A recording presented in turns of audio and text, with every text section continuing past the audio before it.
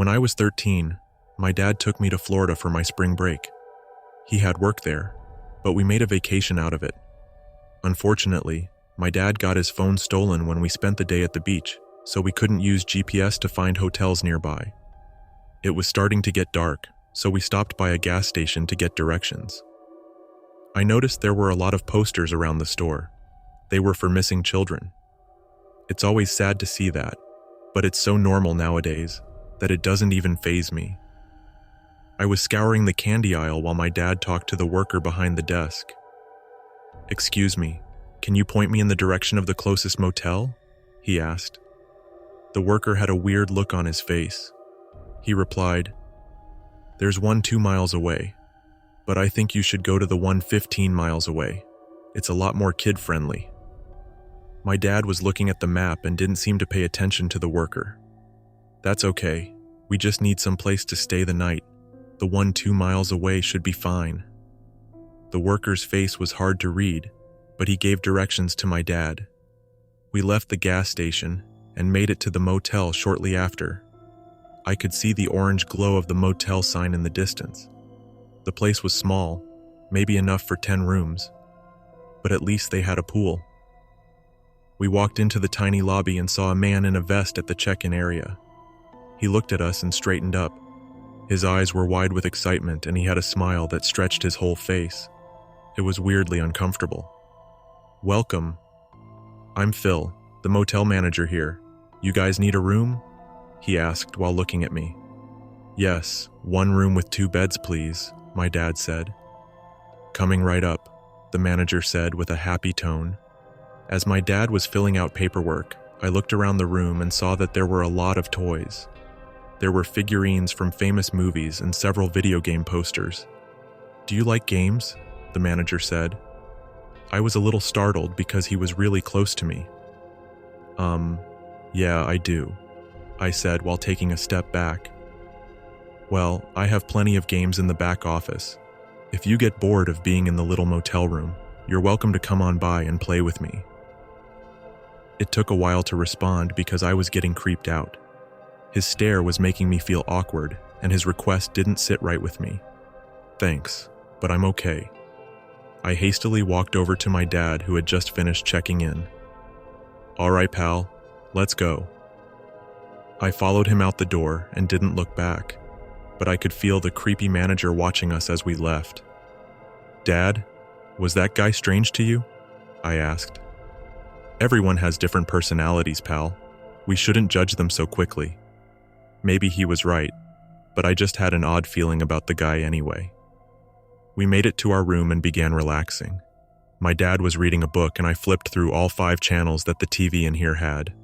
I was lying on the bed, bored, but then I remembered that there was a pool here. "Hey Dad, can I go to the pool that's outside?" I asked. "It's getting late, maybe you can go tomorrow," he replied. "Please Dad, there's nothing to do here. I'll just go for 30 minutes, I begged. He sighed and then said, "Fine, only for 30 minutes. I jumped off the bed and changed into my swimsuit. I grabbed a towel from the bathroom and headed outside. It was raining a little bit, but it was hot and humid, so going into the pool would be nice. It looked like every other motel pool I've seen, greenish water, bumpy texture, and trash littering the sitting areas. I dived in the gross pool, but was glad that I had it all to myself. I had 10 minutes of silence, but that was interrupted when I heard a voice. "Hi, are you enjoying the pool?" I looked over to my right and saw the hotel manager. He had his creepy smile plastered on his face and held a drink in one hand. "Yeah, it's nice," I said. I swam to the other side of the pool, hoping he'd leave me alone. Instead, the man walked over to my side. He then started dragging a pool chair over to where I was and sat down. "I brought you some juice. I thought you might be thirsty." I looked at it, and then looked at him. There was no way I'd drink anything he'd give me. "No thanks, I'm not thirsty," I said with an annoyed tone. "Swimming is a tiresome sport. You need to hydrate," he said while putting the drink closer to my face. "I said I'm not thirsty," I shouted at him. The man's smile slowly fell from his face. His eyes darkened and he clenched his teeth. The look on his face was scaring me. He put the glass aside and turned back to me. "I'm just trying to be your friend." "You're not making it easy." His voice got darker. I was extremely uncomfortable at this point. Why would a grown man want to befriend a kid? I thought to myself. He continued talking. Well, playing together would make us friends. Then the unthinkable happened. The manager jumped into the pool, drenching his clothes. He then started swimming towards me. I was freaking out now, so I swam as fast as I could to the pool's shallow end, choking on water along the way. I heard his thrashing behind me, but I was faster than him. I made it to the stairs and ran to my motel room. I didn't care about my clothes or the towel that was out there. I just needed to get to my dad. Luckily, the room was close. I opened it in a panic and slammed it shut. "Dad!" The motel manager is chasing me. My dad got off his bed and walked over to me. "What are you talking about?" He looked out the window. "Son, there's no one there." I peered out the window and saw that the pool was empty. He was chasing me, I swear. He got into the pool with all his clothes on and chased me. I screamed at him, trying to convince him it was true. "Stop making things up and just go to bed," my dad said in an uncaring tone. I stood by the door in disbelief. My own dad didn't believe me. I stopped talking and did as he said. I didn't sleep much that night. By the time morning came, I was left tired and scared. I told my dad I'd wait in the car. I didn't want to see that hotel manager again. I was afraid of him. My dad finished checking out, and we started backing out of the parking lot. I looked out my window and saw that the motel manager was outside, staring right at me. My heart was racing, but I knew he couldn't hurt me. He just stood there with that creepy smile, waving at me. I had a bad feeling that if I didn't get away last night, something bad would have happened to me. I was glad to leave that place, but I can't help but wonder if he was responsible for all those missing children.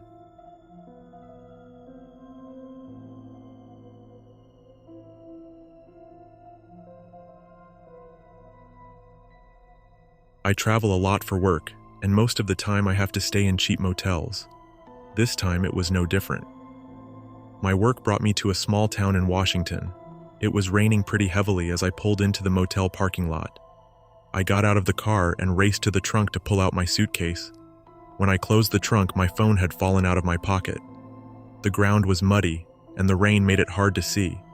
It took me a minute, but I spotted my phone 3 feet away from me. I picked it up and saw something dark out of the corner of my eye. I squinted through the rain and saw a figure standing at the end of the motel. He was wearing a blue hoodie, but I couldn't see his face. He was just standing there watching me. I was a little creeped out, but I grabbed my suitcase and hauled it to the front desk of the motel. There was another person checking in before me, so I took that time to warm up and dry my phone off. I looked out the window to see if the man was still out there, but he was gone. "Checking in?" the receptionist said, pulling my gaze away from the window. "Yes, 1 room please," I replied. I completed the necessary paperwork, grabbed my key, and headed to my room for the night.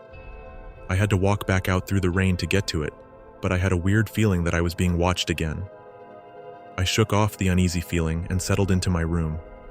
An hour passed by, and I was exhausted from preparing a presentation for work. A break was much needed, and I remember that there was a vending machine a couple of rooms down.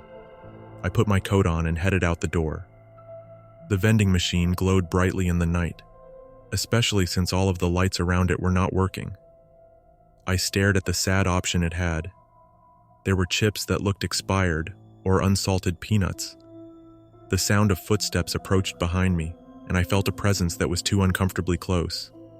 "The peanuts are a better choice," a man from behind me said.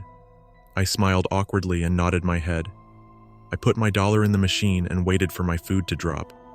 "Traveling alone?" the man asked. "Just passing through," I said nervously. I grabbed my peanuts and turned around, facing the stranger. I froze for a second, noticing that he was the same person who watched me as I got out of my car. He wore that same blue hoodie and had a giant scar covering the left side of his face. His eyes were intensely fixated on mine. "Be careful out there. Not everyone you meet is friendly." His words made me shudder, as if he were talking about himself. I nodded my head and started walking to my room. Footsteps began following me, matching my pace. I reached my room, swiftly pulled out my keys, and turned my attention to the man behind me. He stopped at the room next to me, but his body faced me. My voice was shaky, but I asked him, "Is there something you want?" The man smiled and said, "Not yet." He then walked into the room in front of him. I was scared of that answer. That response is entirely different than just saying no. I shut my door and double-checked the locks. I had lost my appetite. Before I could gather my thoughts, I heard weird sounds coming from the stranger's room. It sounded like a buzzing noise. It was really loud, but I couldn't figure out what it was. Once it stopped, I walked over to the wall we shared to see if I could make out what he was doing. It was quiet on the other side. Then I heard an eerie laugh. I stepped back from the wall and decided to turn the TV on. I didn't want to think about that man anymore. The buzzing sound came back and I increased the volume of the TV to drown it out. Another hour passed by and my creepy neighbor had stopped making weird noises.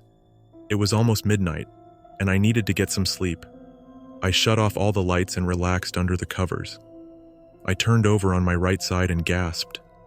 I could see a shadow outside my window. Someone was standing there trying to look inside. Maybe it was the receptionist doing her nightly rounds, or a housekeeper, but the person outside stood completely still. I had an awful feeling that it was the strange man from next door. He started moving away from the window and was in front of the door. Then, the doorknob started moving. Panic set in, but I was too scared to do anything. He shook the doorknob harder, but it was locked. I sat up in my bed and immediately turned on the lights. "Who's there?" I shouted. The doorknob stopped shaking and silence filled the air. I gazed at the door for several minutes, then got up to check through the window. No one was outside, but I made sure to keep the light on. I went to the bathroom to cool myself off with cold water. As I ducked down to rinse my hands, I noticed there was a pile of dust sitting in the corner of the sink. But it wasn't just dust, it was tiny pieces of drywall. There was a small hole in the wall, the size of a button. Why would there be a hole here? I bent my head down further and looked through the hole. I could see into the next room over. Confusion washed over me. Then I saw an eyeball stare back at me. I screamed and fell back against the tub. I ran over to the phone and called the receptionist. "Hello?" She answered. "I'm in room 23 and there is a man looking into my bathroom through a hole in the wall, and I think he was trying to get into my room. Please come over here," I shouted at her. The receptionist had come quickly and she brought a security guard with her. I showed them the hole in the wall. I told them that there was a man next door who had been watching me. The receptionist turned to me and said, "There's no one occupying that room right now." I was baffled at what she said. We walked over to the other room and the receptionist opened the door. It was empty. "I clearly saw a man here. He was following me and making weird noises in here," I said. "I believe you," the security guard said, as he picked up a drill that was laying near the bed. We scanned the entire room and found 5 other places where there were holes. The man had drilled holes everywhere just to spy on me.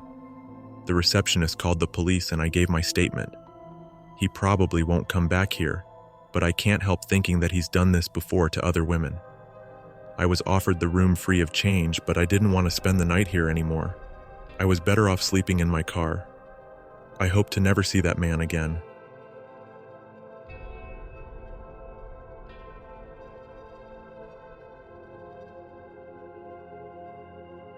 I've always been a very trusting person, but my experience at a small inn changed my mind. When I was a teenager, my family decided to do a road trip to one of my uncle's weddings. We had a fun weekend, but it was time to drive back home. My dad was confident that we could drive 15 hours straight, but he could only last 9 hours before we had to find a hotel for the night. We found a quaint inn on the outskirts of a small town nearby.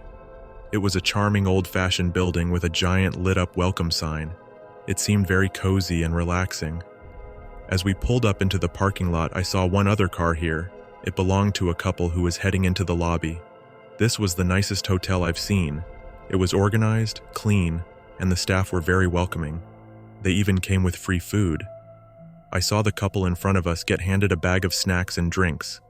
"Welcome to Willow Creek Inn," a cheerful woman said as we entered the lobby. My mom smiled and said, "We'll need a room for the night, please."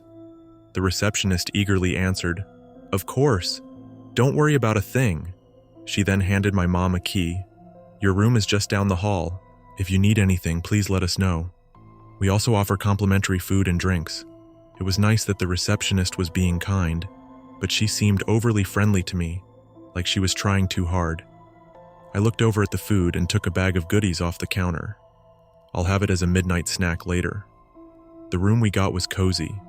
It had 2 double beds, a small sitting area, and a large window overlooking the garden. My parents were settling into the room and turned on the TV. I was getting restless and bored, so I decided to check out the garden outside. I walked around the small courtyard, hoping to find something to do. And then I noticed a little girl kicking a soccer ball around. "Hi, do you mind if I join you?" I asked. The girl looked at me and nodded but didn't say anything. She kicked the ball over to me and I introduced myself. "I'm Jake." The girl still didn't speak, but we kept passing the ball back and forth to each other. I think she was just shy, and I tried to make small conversations. But then I remembered I had a pack of gum in my pocket. Maybe that will get her to talk. "I have some gum. Would you like some?" I took a piece out of my pocket and handed it to her. She smiled at me and nodded. We kicked the ball around for another 20 minutes in silence. It was starting to get dark, so I told her I'd better get back to my room. As I was leaving, the little girl ran up to me and grabbed my hand. I was surprised, and then she spoke for the first time. "Don't eat any of the food, or drink anything the people here give you." She then ran off, heading for the lobby. I was very confused. Why would she say that? I walked back to my room, going over what the girl said.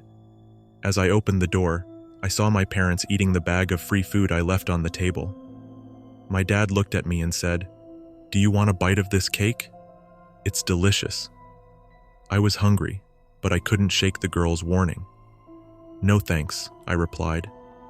I sat down on the bed and watched a TV show with my parents for about 15 minutes. Then things got scary. I was talking to my dad about something that happened in the episode we were watching, but I noticed he hadn't been replying for a while. I looked over to the other bed and saw that both of my parents were asleep. That was weird. They didn't say they were tired. It wasn't even 7 p.m. yet. I hopped off the bed and tried to shake my dad awake. "Dad? Dad? Wake up." I started shaking my mom too, but there was no response. I stood in front of them, baffled. I was starting to panic. It was the food. The girl said not to eat the food. I didn't understand what was happening. Then I heard noises outside the room. I looked through the blinds and saw about 5 hotel workers going into the room of the couple that checked in. One of the workers had a black backpack. The others were handing him items to put into it like a laptop, headphones, and some cash. My eyes widened when I realized what was happening. They were stealing from that couple.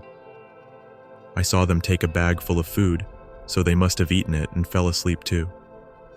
The workers closed the door and were heading this way. I put the blinds back in place and locked the door. 10 seconds later, I heard knocking. "Housekeeping," one of the workers shouted. I looked at my parents and knew I had to do something. "Hi, we don't need anything," I blurted out. The man paused before replying, "Okay, well, we're offering free dinner. I'll be glad to drop some off." I was sweating at this point, but I responded, "No thank you, we're not hungry." The man kept insisting we eat. "It's no trouble, I'll bring some over," he said aggressively. "No, we don't want anything. We're fine." There was another pause, and then he said, "May I speak to your parents?" My heart was pounding. Maybe he knew they were asleep. "They're in the shower right now," I said, hoping that was enough to get him to leave. "Okay, let me know if you change your mind about dinner." I could hear him walking away, and I let out a big sigh. I was paranoid that someone would come back, so I kept the lights on all night and didn't sleep. My parents started waking up around 8:30 in the morning. I was so tired, but relieved that nothing bad happened. They were a little groggy, but they didn't know what had happened to them. I just wanted to leave this place as fast as we could. My parents were checking out in the lobby, and I stood by the car. The little girl came outside and we stared at each other for a good while. I nodded to her, giving her a silent thank you. If it wasn't for her, my family might have fallen victim to this insidious hotel and the evil workers in it.